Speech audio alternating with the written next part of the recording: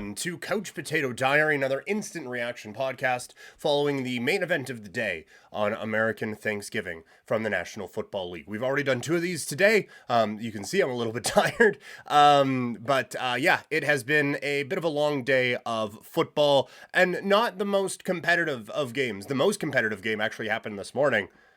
And that wasn't overly competitive, as it was blowout after blowout after blowout after blowout. But in this one, the San Francisco 49ers get the job done. So if you want a breakdown of Detroit against Green Bay, that is up here wherever you are consuming this. And same thing goes for Washington against Dallas. If you're listening to this in podcast form, rate and review and subscribe wherever you can. And if you are listening to this on YouTube, like the video, subscribe to the channel, and leave a comment. All those things really do help. If you're looking for hockey content, I was on Game Over Calgary yesterday, talking about the Calgary Flames loss against the Nashville Predators, also on Sportsnet 960, The Fan.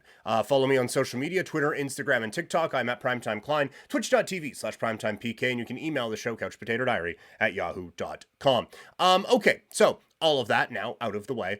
Let's get into this football game. A dominant performance from the San Francisco 49ers. It looked like this game was going to be over by halftime.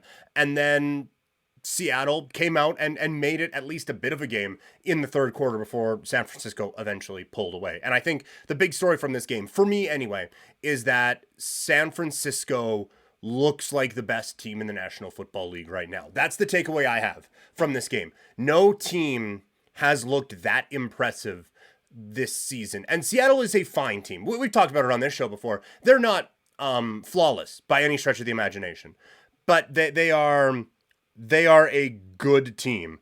And so for San Francisco to treat them like that, like I think Seattle's defense played well, and the 49ers got 31 points on them. Like it's a good team, man.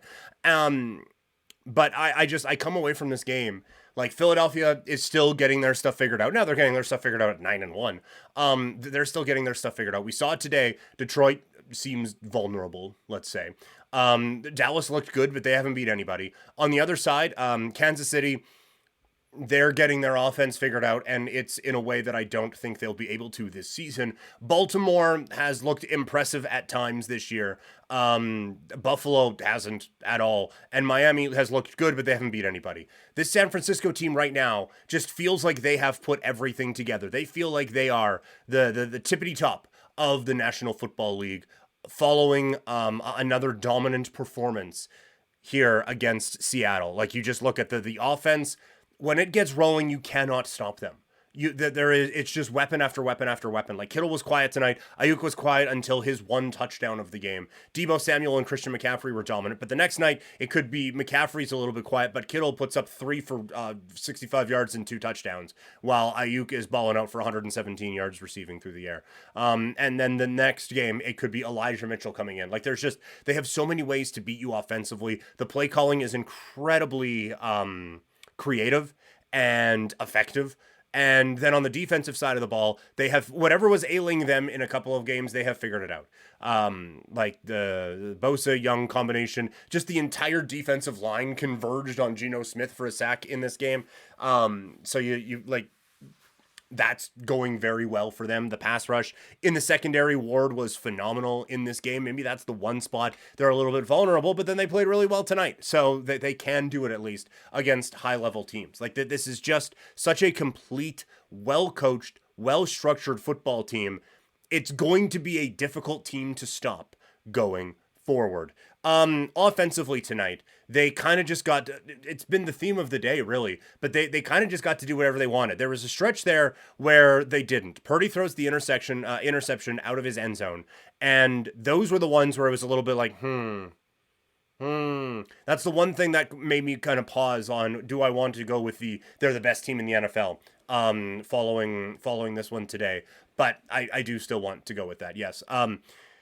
It just, his 2 worst throws of the day were when the most pressure was on him. And that does concern me a little bit, but it was still a very good performance from him. Like, they needed him to finish off one more drive in this game, and he threw a perfect pass to Brandon Ayuk to close the show. there in the, I believe that was fourth quarter, right? Yeah, that one was in the fourth quarter. That perfect touch pass to Ayuk was just like, it was phenomenal. His mobility was on display in this game because Seattle was getting pressure. Like Williams kind of lived in the backfield for a lot of this game. They were getting to the quarterback. He just then moved. And he was very good on the run, decision making very quick. Like he is perfect for what this offense needs.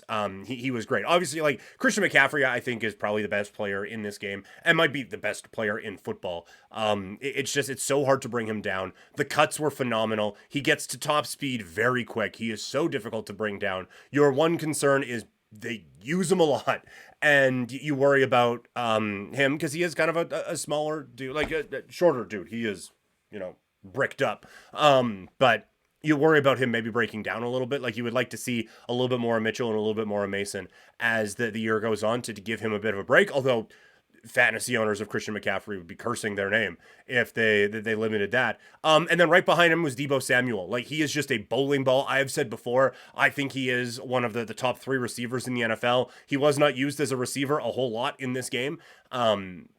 The way like they have designed packages for these guys perfectly. When we heard all of the stuff for so long about, just need to get the ball in this guy's hands, this is what they should have been doing. They run so many misdirections with him out of the backfield. He is impossible to bring down on first contact. Yeah, I thought he was excellent in this game. And then like Kittle was there as a safety blanket if needed. There was one, like Purdy kind of locked in on him, but it didn't matter because they had one-on-one coverage on the outside with Adams. The safety came over, and Kittle was just like, oh, well, this is a first down then. I think it was 3rd and 9. And he just runs like a quick or a quick curl route, sorry. And he basically just blocked out the sun and got the first down. Like he is such a mismatch for so many out there. And then Ayuk is a phenomenal route runner and can get you out of danger very easily. And Jennings tonight made a great play. It was 3rd and 5, I think. And it looked like he was stopped for about 3 and just kept fighting. Like it's just player after player after player comes out here. It's weapon after weapon that they are able to produce. And then defensively, their pass rush was a problem all game, and I think that definitely helped the secondary out a little bit. But they covered really well as well, and like there was just nothing there for Geno Smith a lot of the time here. And so the one thing you worry about is this is a really aggressive pass rush, and with quarterbacks who are maybe a touch more mobile than Geno is at this point in his career, that might become an issue against, say, I don't know, Jalen Hurts, just pulling a name out. But that's going to be such a fascinating watch. But no, this defense, like, no notes, right? Like they looked so good tonight. On the Seattle side, you can definitely pass this off, I think, as Geno being a little bit not sharp because he wasn't able to practice much this week. But he still, he's kind of looked like this for a bit. Like this is, we've kind of talked, this offense has kind of stalled, and they were stuck in this in the first half of this game. Like they just had nothing going. They had 1 first down on their first 4 possessions, I think. They're able to get it going in the second half. Like they get the big pick 6 and the crowd gets into it, and then they start to get the ball rolling. Jackson Smith and Jigba made an excellent catch. It took Charbonnet a little bit of time to get into this. I'm getting ahead of myself. On the Geno Smith's front, like I said, like he had a shoulder problem all week. And he was off. Like there were so many interceptable passes. One finally does eventually get picked off over on the sideline, but I thought he was relatively ineffective and just looked off. Now maybe 10 days now to heal up, gets better, gets into next week. Maybe it starts to click a little bit more, but it looked off. Charbonnet, like I said, it took him a little bit to get going in this game, but once he did, you can see the draw to him. He's not a better running back than Kenneth Walker. There's no question about that, but he is a strong runner, finishes his runs really well, started to get a little bit more comfortable finding the holes. I don't think he's just coach said to run here, so I'm going to run here type of a running back. I think there is a bit more to his game than that. Used him in the passing game a little bit. Like he was fine. He was fine. He wasn't spectacular. He was fine. For the pass catchers, DK Metcalf had a rough game. Like they were going at him a lot, and it seemed like he had beat his guys a lot, and then either the throw takes him just half a step out of bounds, or it doesn't lead him perfectly, and Ward is able to come back and break it up. Like it felt like Metcalf won a lot of his routes tonight, but I don't think that's going to show up in the score board or on the stat line necessarily. Lockett was really quiet until he wasn't. They got him a touchdown, I think, didn't they? Either way, Lockett was pretty quiet for a lot of the game. But Jackson Smith and Jigba, that was a phenomenal catch that he makes. It's a one-handed grab where he turns the jets on and is just able to stick that paw out and haul it in. That was impressive. Like, there's weapons there. I do wonder about the quarterback right now out in Seattle, because I don't if it was just this week, you could pass it off as the injury stuff. But I don't think it was just this week. And so because of that, I can't necessarily just be like, yeah, he was hurt, because this offense has looked a little bit shaky for the last month now. On the defensive side, like, again, they give up 31. Defensively, they did all they could. Williams was an absolute, at least had the potential to be a game wrecker up the middle, as much as one can wreck games against a Kyle Shanahan offense. I thought he showed up pretty well. The secondary had some issues, but again, there's 8 guys you have to cover out there. Like, it's such a tough matchup to get a read on a defense. I think they did about as well as you could expect them to. I don't look at this as a defense that is a giant asset for this team yet, but it's not one that is going to hold this team back either. So a really, really interesting day that I think, I don't know if it sets up the hierarchy in the NFC all that much. We established Washington sucks, so there's that. Like, Dallas, you knew were better than Washington going in. We established that.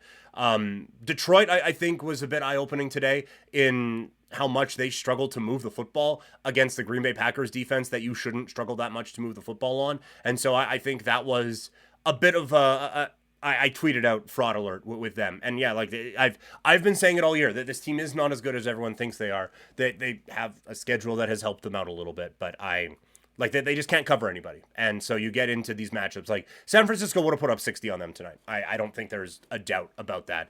But Green Bay, I think, took a bit of a step. So a bit of an interesting day. We'll see what happens tomorrow. I'm not going to be doing a live or instant reaction after Jets Dolphins tomorrow. I'm going to be sleeping because I'm back on mornings tomorrow for Sportsnet 960 The Fan. And then in the evening, I'm going to be at the Legion downtown for Wild Rose Wrestling.